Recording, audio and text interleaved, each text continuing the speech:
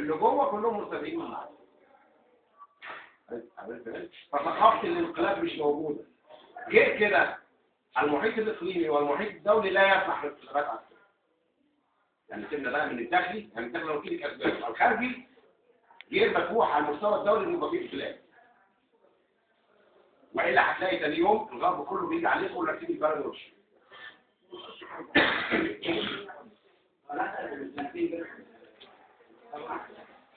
هنا هل هناك هي صفقات ما بين الاخوان والمجلس العسكري بحيث ان الاخوان يشكلوا جزء خاصه من الحكومه او الحكومه على ان يوصل او يدعو مرشح يوصل للمجلس العسكري الخروج هذه السلطه. النقطه الثانيه كبير ايه فكره بقى والتمريض من اول 25 ليله وحاولنا ووجود مؤامرات ومخططات ورجعنا للفكره ده تطورت كتير. الجزء الاولاني اهلا بيك. الجزء الثاني اتكلم. الجزء الاولاني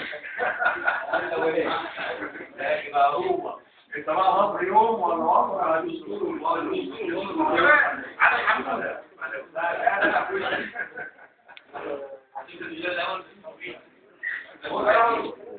احنا لو بنتكلم بصوره طبيعيه هنقول بالحل مش وارد جدا المجلس العسكري في اطار اللي انا شرحته من 5 دقايق ده الولاد المربع على الظروف قامت ماشي.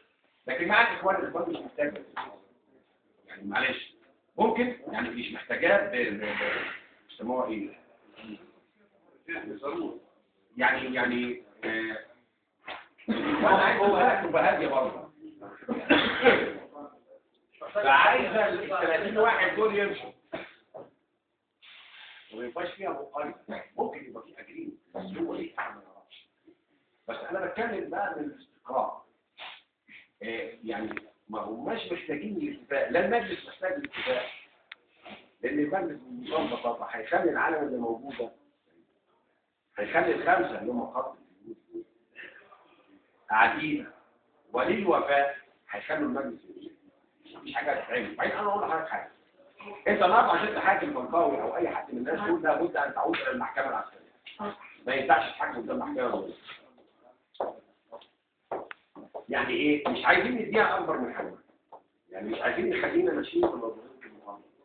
ما نديهاش اكبر من حجمها. ممكن يبقى في اتفاق استلمان ما بين ده، ما في واحد ثاني حللها بطريقه ثانيه خالص. قال لك طنطاوي بقى بيورط البلد. بيعمل ايه؟ يسلمها للاسلاميين. عشان مصر تبقى ايران. عشان امريكا تيجي تحتل مصر هو شويه. ايه رايك في التحليل الطريق ده؟ والله العظيم وناس ايه؟ ناس خريجي سياسه واقتصاد ومن خيره ابناء البلد. ده تحليلهم. هل ده منطق انت ممكن تتمشى معاه؟ فبلاش سيره المؤامره. جلد واحد. ده مش توقيع كلام. في مكاتب سياسيه مشروعه. منين؟ لا يصرف من الاطراف. لا مكاتب سياسيه. ما هو طنطاوي ما عادش عايز مكاتب سياسيه وعايز مكاتب. هو كده كده خارج. معلش يا بيه انا بجيب من الاخر معاك. هو كده كده خارج. هتحكموا قدام محكمه عسكريه هتبرئه. معلش يعني ممكن مبارك ارجع تاني مين؟ مبارك الناس اللي قالت انه يتحكم محكمه عسكريه بس. الناس اللي قالت انه يتحكم محكمه عسكريه طبعا ناس يا جهله بالقانون. مبارك بصفته كقائد اعلى للقوات المسلحه هي صفه بالضبط لا تبيح له الاحتكام جوه المحاكم العسكريه. ممكن يحكم ماذا لكن طنطاوي لا. ده وزير الدفاع وقائد العام للقوات المسلحه لا هيتحكم قدام محكمه عسكريه. وبعدين اقول لحضرتك حاجه ايه اللي عندك تقدر تمسكه على طنطاوي؟ لا الراجل الوزير الدفاع بقى 15 سنه لا يعمل 500 سنه. هل طنطاوي ماشي على ورقه مثلا مين اللي بنى له الفيلا؟ نشأة عسكريه؟ هتلاقي ورقه موجوده على طبعا نشأة عسكريه. هل طنطاوي لو عنده فلوس في البنوك خلال السنه دي ما طلعهاش بره؟ ده لو عنده بلاش. هما بيتعلموا مع بنكين 3 في الفتره ما طلعش ولا كل حاجه فيها على الهواء. بنكين 3 البنكين دول يقدروا يطلعوا حاجه من عندهم، الجيش هيقف يتعامل معاهم خالص. لما النهارده ابقى علي عبد الهادي ده قومضاني ماشي وهو في كفر مش انا هل انا هديهولك كده لقمه تاجه تقعد تمضغ فيها وتفضحنا كلنا؟